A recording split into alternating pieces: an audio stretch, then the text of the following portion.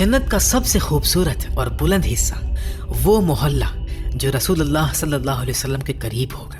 یہ وہ فردوس اعلیٰ کا سب سے پیارا علاقہ ہوگا جہاں رسول اللہ کا پیارا محلہ ہوگا. اور اس محلے میں شامل ہوں گے آپ صلی اللہ علیہ وسلم کے پاک اہل بیت، حضرت فاطمہ رضی اللہ تعالیٰ عنہ، حضرت علی رضی اللہ تعالیٰ عنہ، حضرت حسن اور حضرت حسین رضی اللہ تعالیٰ عنہما، اور آپ صلی اللہ علیہ وسلم کی ساری پاک اولاد اور خاندان، اور دوسرے انبیاء اکرام کے پاک خاندان بھی، جیسے آل عمران، حضرت مریم، حضرت عیسیٰ علیہ السلام اور ان کے خاندان کے نیک لوگ، اور دوسرے نبیوں کے مقدس گھرانے. اور اسی محلے میں ابو بکر صدیق، عمر ابن الخطاب، عثمان ابن عفان، علی ابن ابی طالب، طلحہ ابن عبید اللہ، زبیر ابن العوام، عبد الرحمن ابن عوف، سعد ابن ابی وقاص، سعد ابن زید، ابو عبیدہ ابن الجراح رضی اللہ تعالیٰ عنہ.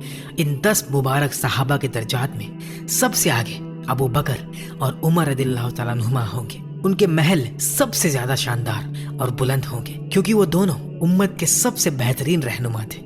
جنت میں وہ لمحہ کتنا پیارا ہوگا جب ہم سب ایک ساتھ بیٹھے ہوں گے رسول اللہ کے قریب، ان کے پیارے صحابہ اکرام کے گرد و پیش، ایک ہی تختے پر، ایک ہی باغیچے کے کنارے، ندیوں کی سرسراہٹ اور پھولوں کی خوشبو کے بیچ. سوچو ذرا اس منظر کو جب حضرت ابو بکر صدیق رضی اللہ تعالیٰ عنہ سے ہم پوچھیں گے، یا صدیق، وہ دن جب آپ نے اپنا سارا مال رسول اللہ کے لیے دے دیا تھا، دل میں کیا احساس تھا اس وقت؟ حضرت عمر سے کہیں گے، یا فاروق، جب آپ اسلام لائے اور پہلی بار مسجد میں زور سے تکبیر کہی تھی، اس پل آپ کے دل میں کیا طوفان اٹھا تھا؟ حضرت عثمان سے پوچھیں گے، یا غنی، جب آپ نے روما کا کنواں خرید کر مسلموں کے لیے وقف کیا اور جب تابوک کے لیے اپنا سارا مال دے دیا، آپ کو کیسے اتنی ہمت ملی؟ حضرت علی سے جب بات کریں گے، یا حیدر، جب آپ نے خیبر کے دروازے کو اکھاڑ پھینکا تھا، اس وقت آپ کے اندر کیا قوت تھی؟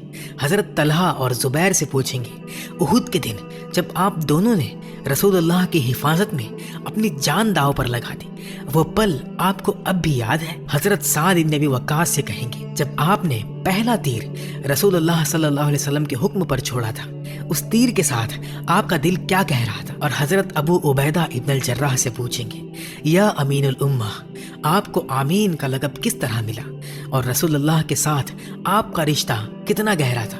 پھر ہم سب ایک ساتھ ان سے پوچھیں گے، یا صحابہ اکرام، جب آپ نے رسول اللہ صلی اللہ علیہ وسلم کو دیکھا، جب آپ نے ان کی آواز سنی، جب آپ نے ان کے ساتھ وقت گزارا، وہ احساس ہمیں بھی بتائیے، کیونکہ ہم بھی تو انہی کی امتی اور دل میں انہی کی محبت لیے بیٹھے.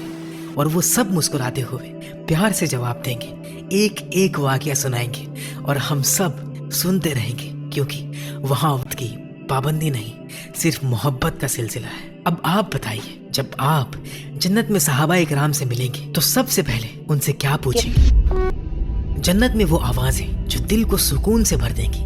جنت کے باغاتوں میں، ندیوں کے کنارے، محلوں کے آنگنوں میں فرشتے اللہ کی تسبیح اور حمد کے گیت گا رہے ہوں گے.